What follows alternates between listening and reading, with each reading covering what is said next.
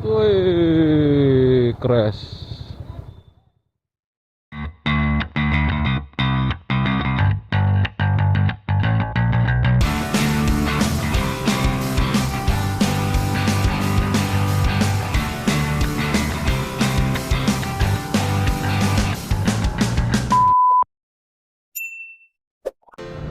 Yo, selamat pagi, siang, sore, dan malam rekan-rekanku semua. Di sini masih pagi hari, tapi cuacanya mendung banget. Tadi sih rencananya saya mau naik ke Batu, tapi kata teman saya yang tinggalnya di atas, di sana malah hujan deras dari pagi. Ya sudah, akhirnya batal dulu deh main ke Batunya. Jadi akhirnya hari ini saya mau ngunjungin satu tempat yang cukup ikonik di Malang, yaitu Pasar Besar Malang.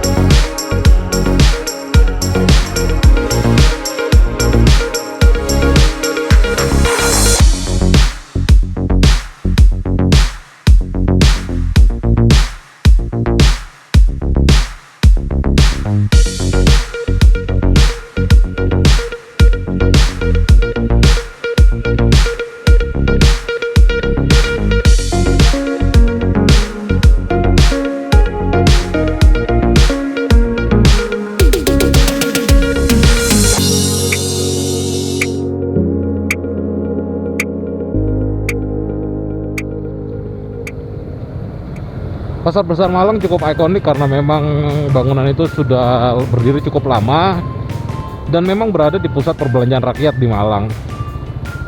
Jadi di Pasar Besar Malang itu selain ada pedagang-pedagang kecil, juga ada satu departemen store besar yang menyewa salah satu lantai di gedung tersebut. Video kali ini adalah opini saya mengenai kondisi Pasar Besar Malang.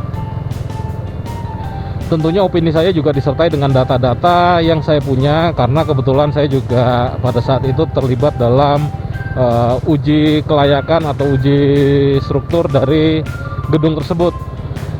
Jadi rekan-rekan bisa aja punya pendapat yang berbeda dengan saya, nggak ada masalah ya. Dan silakan nanti kalau mau diskusi bisa dituliskan di kolom komentar. Kenapa saya sebut sebagai polemik? Karena memang kondisi gedung Pasar Besar Malang tersebut secara struktural sudah berada di titik yang tidak layak digunakan. Alasannya kenapa? Karena gedung tersebut sendiri sudah 3 kali mengalami musibah kebakaran. Dari ketiga kejadian kebakaran tersebut, penyebabnya setahu saya adalah karena korsleting arus listrik atau hubungan singkat dari arus listrik. Itu menjadi satu poin yang menurut pendapat saya menyebabkan gedung ini sudah tidak layak digunakan. Karena dari kejadian kebakaran tersebut berarti ada instalasi listrik yang kurang baik di bangunan tersebut.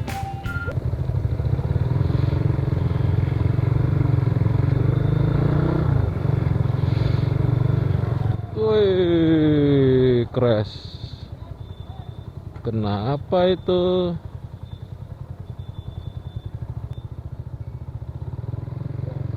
Ya, hati-hati Pak. Udah ada yang nolongin.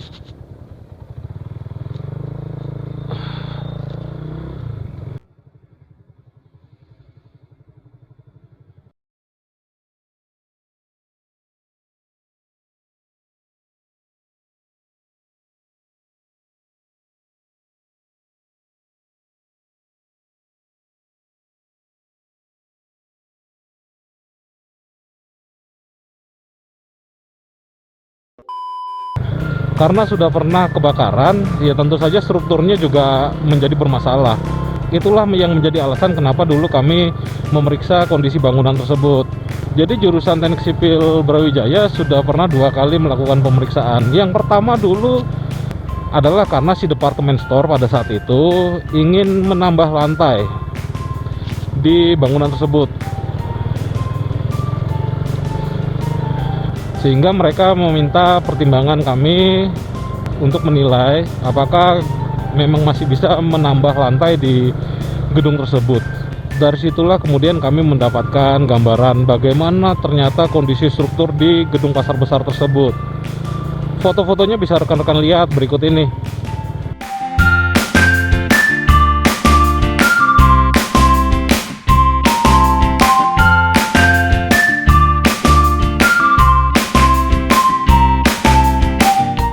Kok saya tiba-tiba penasaran untuk melihat pasar besar Malang ini, karena dari berita yang saya baca tadi malam disampaikan bahwa tahun 2022 gedung pasar besar akan dibongkar total. Karena itu saya jadi penasaran bagaimana sih kondisi pasar besar Kota Malang ini di tahun 2021.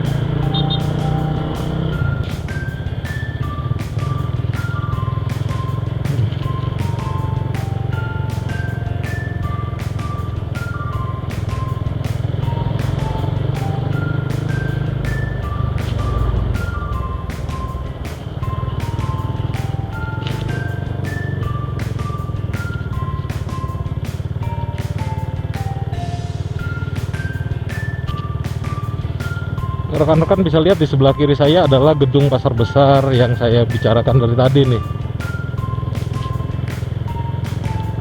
Memang sudah cukup tua ya gedungnya. Jadi di lantai dasar sampai dengan lantai 2 itu isinya adalah pedagang-pedagang kecil. Jadi mulai dari bahan pangan atau sembako sampai dengan konveksi dan benda-benda lainnya, semuanya bisa teman-teman cari di gedung pasar besar ini.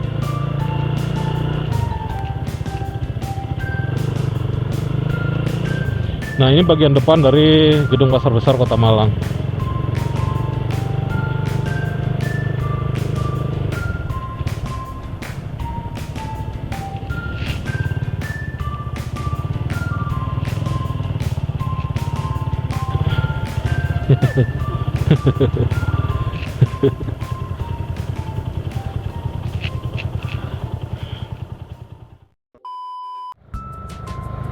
Itu tadi gambaran kondisi pasar besar di tahun 2021 ini. Teman-teman masih bisa lihat bagaimana ramainya area sekitar itu, walaupun sebenarnya masih dalam masa pandemi. Sebelum pandemi jauh lebih ramai lagi, macet. Jalanan di sana pasti macet setiap hari.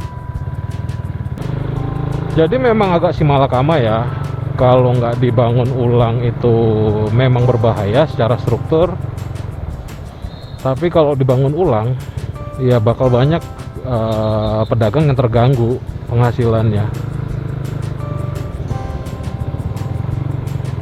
Teman-teman pasti mungkin bilang, kan bisa direlokasi, bisa pindah ke tempat yang baru sementara. Betul, tapi tidak semudah itu prakteknya di lapangan. Ketika mereka pindah ke pasar yang baru, mungkin penampungan yang baru, sudah pasti mereka tidak mendapat situasi yang sama dengan kondisi yang sekarang. Padahal pedagang-pedagang itu biasanya sudah punya habit, jadi sudah terbiasa posisinya di mana, dia buka lapak jam berapa, terus suppliernya nanti datangnya dari mana, kemudian pelanggannya nanti akan ngambil barang jam berapa. Itu semua sudah merupakan habit. Ketika mereka harus relokasi sementara ke tempat yang baru, itu semua akan terganggu, sehingga pastinya tidak semudah yang kita pikirkan. Kalau menurut saya pribadi sebagai civil engineer, memang bangunan tersebut sudah saatnya untuk diperbaiki, dan memang tidak mudah untuk memperbaiki bagian per bagian. Lebih baik dibongkar dan dibangun ulang, itu menurut saya pribadi. Tapi karena itu memang pasar, tentunya tidak akan semudah kalau kita hanya membongkar dan membangun ulang sebuah rumah.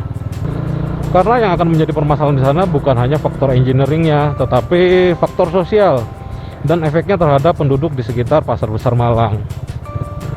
Ya, kita doain aja sama-sama, semoga rencana dari pemerintah Kota Malang ini dapat berjalan sesuai rencana dan nantinya memberi manfaat kepada masyarakat Malang secara umum dan khususnya kepada teman-teman pedagang di pasar besar. Amin.